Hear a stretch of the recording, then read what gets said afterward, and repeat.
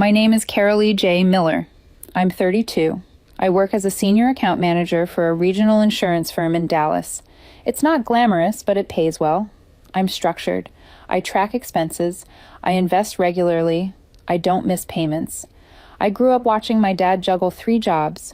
Stability matters to me more than appearances. My boyfriend Ethan is 28. We've been together for 3 years. For the last 18 months, we lived together in a 2-bedroom apartment downtown. The lease was in both our names, but most of the financial weight wasn't evenly distributed. I paid the rent. I paid utilities. I paid internet. I covered most of the groceries. Ethan worked in event marketing, which meant his income fluctuated. Some months were strong, some weren't. In the beginning, I didn't mind helping more. We were building something together, or so I thought. Ethan liked attention. He thrived on it. Social media, group brunches, constant validation loops with his friends. If someone complimented his outfit, that story stayed up for 24 hours. If someone didn't text back fast enough, it became a full analysis session in our living room. For a long time, I thought it was harmless. But over the past 6 months, something shifted.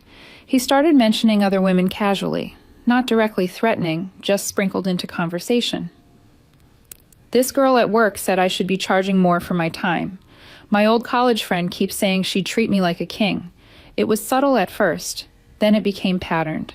The comments increased every time we argued about money. And yes, we argued about money. I asked him twice this year to contribute more consistently toward rent.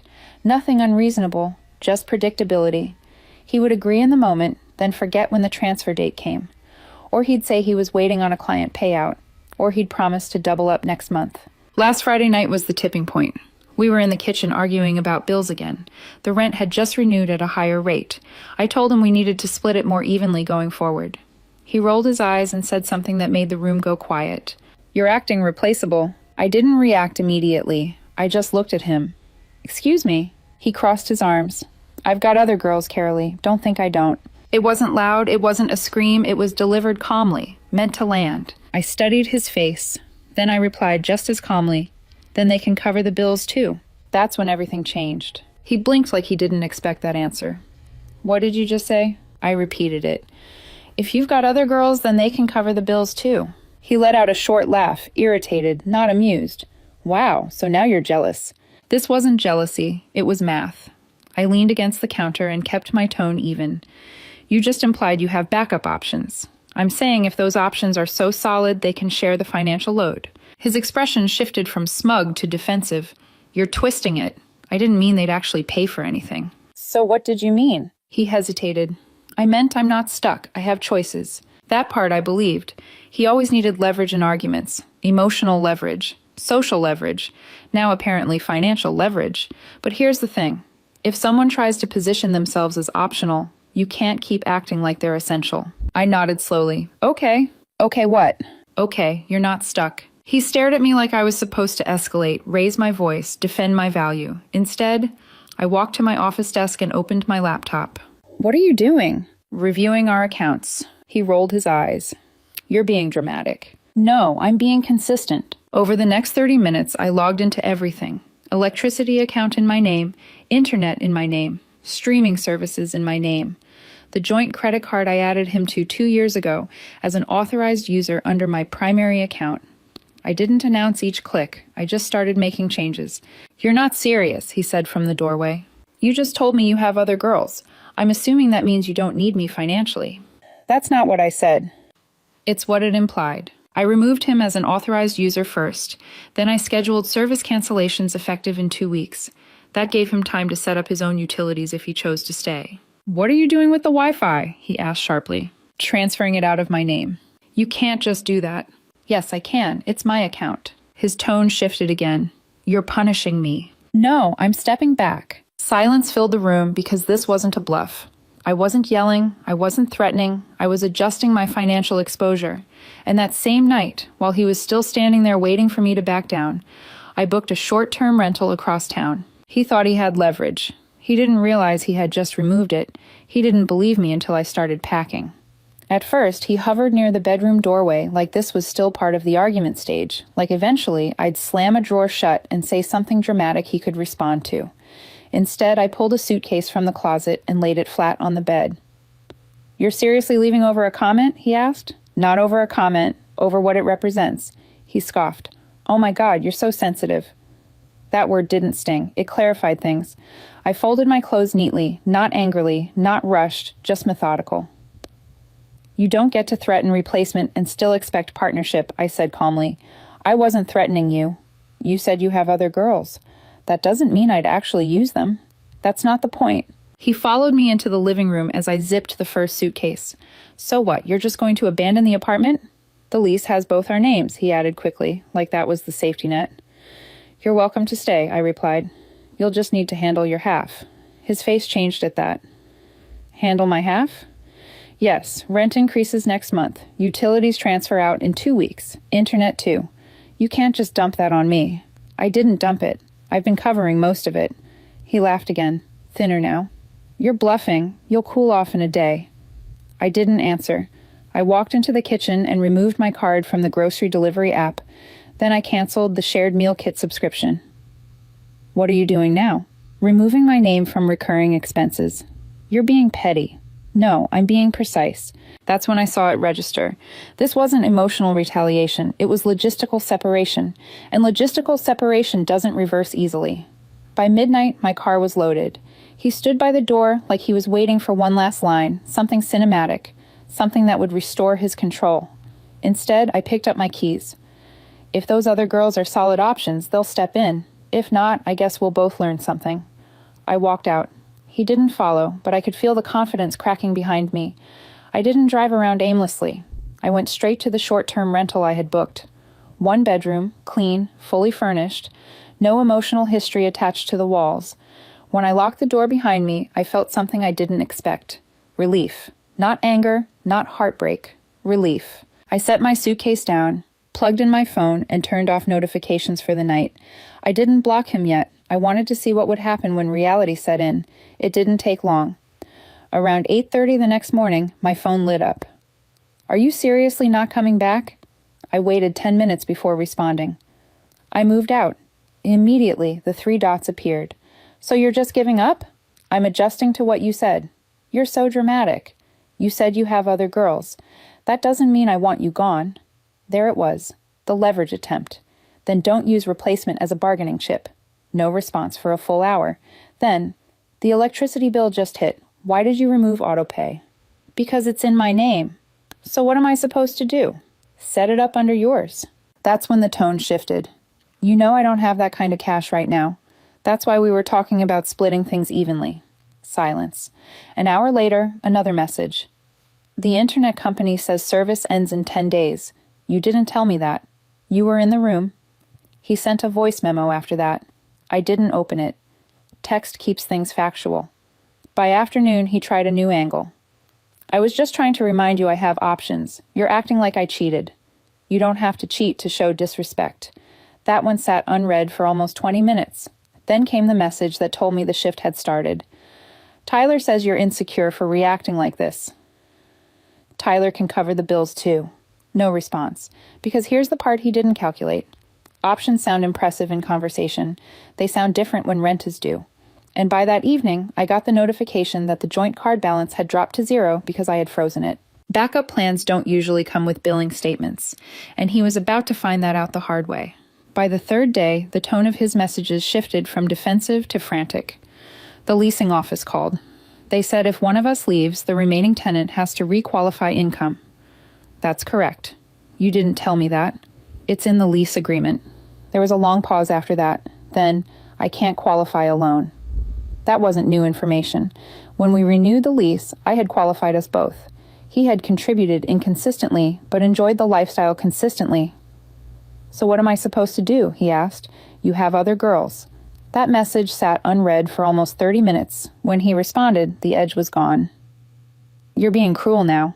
I'm being literal. A few hours later, he tried calling. I let it ring. Then he called again. Then again. I declined all 3. A text followed. Stop ignoring me. We need to talk like adults. We are, through text. This isn't funny anymore. It wasn't funny when you said it. Silence. That night around 10:15 p.m., another message came through. Tyler says he can't help with rent. He has his own place. I stared at the screen for a second. I'm sure he does. Why are you acting like this? Acting like what? Like you don't care. That was the part he couldn't accept. I cared enough to stop being leverage. The next morning, I woke up to 12 missed calls and 4 long paragraphs waiting in my inbox. Emotional swings, accusations, pleas, then back to insults. You're insecure. You're selfish. You're throwing away 3 years. You'll regret this. I read them once. Then I made the final adjustment. I blocked his number, blocked his email, removed him from social media. Not out of spite, out of completion. If someone positions you as replaceable, you don't argue your value. You remove access. By noon, I received a call from an unknown number. I let it ring. Voicemail came in. His voice. Caroli, don't do this. I didn't mean it like that. Call me back. I deleted it. This wasn't about winning. It was about consequence. After I blocked him, the noise stopped directly. No more paragraphs. No more emotional swings. But the unknown numbers started the next morning. One at 8:12 a.m., another at 9:47 a.m., 2 more around lunch. I didn't answer. If a number wasn't saved in my phone, it didn't exist. By afternoon, he tried emailing from what looked like a new account. It went straight to spam. I didn't open it. I had already made the decision. If someone wants to discuss stability, they don't threaten it first. That evening, I got a text from Josh. Is everything okay? Ethan just posted something about betrayal. I kept it simple. We broke up. It's handled. Apparently, he had started venting publicly now, not naming me directly, but heavily implying I abandoned him without warning. What he didn't mention was that he told me he had other girls, that he used replacement as leverage, that I had been covering most of the financial weight for over a year. Stories are easier to tell when you remove the billing statements. 2 days later, the leasing office called me. Just confirming you vacated. Ethan asked about breaking the lease early. I kept my voice neutral. What are his options? They explained the early termination fee, 2 months' rent plus penalties. I thanked them and hung up. That evening, I heard through mutual chatter that he had reached out to at least 3 different women asking if they knew anyone looking for a roommate. Backup plans rarely include co-signers. The unknown numbers kept calling for a few days. I didn't answer. No voicemails anymore. When someone realizes you won't engage, the urgency fades. A week later, I ran into one of his friends at the gym. She looked uncomfortable. He's kind of stressed, she said carefully. He didn't expect you to actually leave. I nodded. That was clear. He thought you'd cool off. I didn't reply. Cooling off only works if you were heated. I wasn't. I was finished. And there's a difference. About 10 days after I moved out, the financial reality started surfacing through logistics. The leasing office emailed both of us about the pending rent. He hadn't paid his portion. Late fee notice attached. I didn't respond. My portion had already been covered through the final month I committed to before leaving. After that, it was on him. An unknown number called that afternoon. I let it ring. 5 minutes later, another unknown number. Ignored. Then a text from a mutual friend. Ethan asked if I could talk to you. I replied once. No. If he had strong backup, he wouldn't be sending messengers. By the end of that week, I heard he'd asked Tyler again for help. Apparently she offered advice, not money. Options are plentiful when nothing costs anything. They thin out quickly when rent is due. I wasn't stalking updates, but when circles overlap, information floats. He'd listed the apartment as looking for a roommate. 2 backed out after seeing the rent. The third asked about splitting utilities. Utilities he now had to transfer fully into his name. Electricity deposit, internet setup fee, water reconnection. Life adds up quietly. I stayed focused on my own routine. Work picked up. I landed 2 new accounts and stayed late one evening finalizing a contract. Halfway through reviewing the numbers, I realized something. For the first time in a year, I wasn't calculating someone else's spending habits against my budget. I wasn't wondering if rent would clear on time. I wasn't adjusting groceries because someone forgot their transfer. Peace isn't loud, it's subtraction. The unknown numbers slowed down by week 2. That told me something. When there's no reaction, there's no game. One Friday night, Josh and I grabbed dinner. He looked at me across the table and said, "You don't seem angry at all." I shook my head. "I'm not." "You don't feel bad?" I considered it. "I feel informed." Informed how? Informed that threats of replacement come from insecurity. Informed that leverage collapses when you remove yourself. Informed that if someone truly has options, They don't announce them during rent discussions." He laughed. "Fair." About 3 weeks after I moved out, I got another email from the leasing office. Subject: Notice of lease status. I opened it out of practicality, not curiosity. Ethan had officially requested early termination. The penalty was confirmed. 2 months' rent plus fees. The total number wasn't small. They needed both tenants to acknowledge the adjustment. I replied once. "I vacated on X date. I am not renewing or extending." That was it. An hour later, an unknown number called. I didn't answer. 10 minutes later, another one. Ignored. Then Josh texted. "He's panicking." I didn't respond immediately. Apparently, Ethan had been telling people I left him with nothing, that I blindsided him, that I refused to talk. What he wasn't telling them was that he triggered the separation himself. He had said he had other girls. He had positioned me as optional. Optional means removable. That weekend, I heard from a mutual friend again. He thought Tyler might co-sign the early termination fee. "Did she?" I asked calmly. "No." That made sense.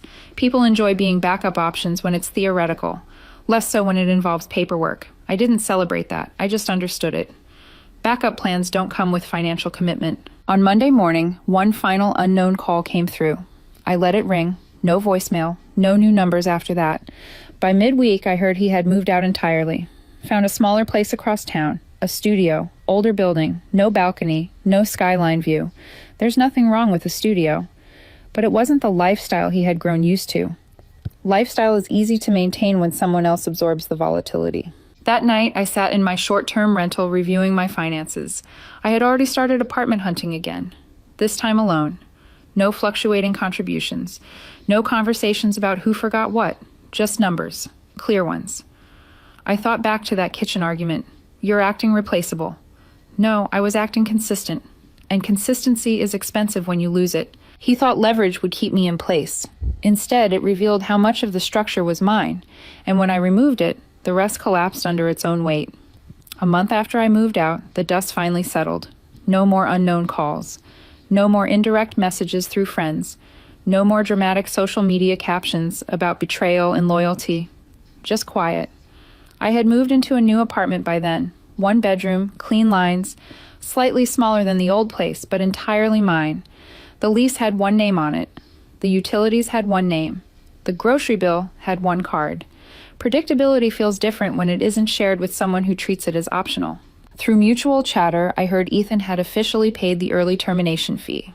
Not all at once, in installments. Apparently his parents stepped in to help with part of it. Tyler did not. Neither did any of the other so-called options. Options are abundant in theory, scarce in responsibility. I ran into one of his friends at a coffee shop one afternoon. She hesitated before speaking. "He didn't think you'd actually follow through." I nodded slowly. "That's the part, isn't it?" She continued carefully. "He thought saying he had other girls would scare you, make you chase harder, pay more, step up more." I stirred my coffee. Threatening replacement is a gamble. Sometimes it removes the person you're trying to control. She didn't argue with that. That night, I thought about the moment in the kitchen again. I've got other girls. He expected jealousy. He expected insecurity. He expected competition. What he got was subtraction. Then they can cover the bills too. That wasn't spite, it was symmetry. If I was replaceable, so were my contributions. If I was optional, so was my rent transfer. If I was optional, so was my credit attached to his lease. You can't threaten replacement and still expect permanence. The final confirmation email from the leasing office came 6 weeks after I moved out. Early termination complete. Balance settled. My name officially cleared from the property. No shared liability, no lingering attachment, just clean closure. I closed the email and sat there for a moment. Not triumphant, not bitter, just steady. Later that week, Josh looked at me across dinner and said, "You handled that differently than most people would." I shrugged. Most people try to win arguments. I just adjusted the math. Because that's what it really came down to. When Ethan said he had other girls, he thought he was introducing competition. What he actually introduced was optionality, and optionality cuts both ways. A week later, I heard he had moved permanently into that studio. Picked up extra shifts, cut back on brunches and weekend trips. The social posts slowed down. Reality doesn't argue. It invoices. And when the invoices start coming in your name alone, the tone changes. I didn't reach out. I didn't send a final text. I didn't need one. The last thing I heard was that he told someone, I didn't think she'd actually leave. That was the truth hiding in plain sight. He didn't think I'd actually leave. Not because he loved me too much to lose, but because he thought leverage would hold. It didn't. That night in the kitchen, he expected insecurity. Instead, he got accountability. Then they can cover the bills too. It wasn't a threat, it was a boundary. I learned something simple through all of it. When someone reminds you they have options, don't argue for your place. Step aside, let the options prove themselves. If they're real, they'll hold. If they're not, the collapse won't be your fault. I didn't walk away angry. I walked away informed. And sometimes that's worth more than any argument you could win.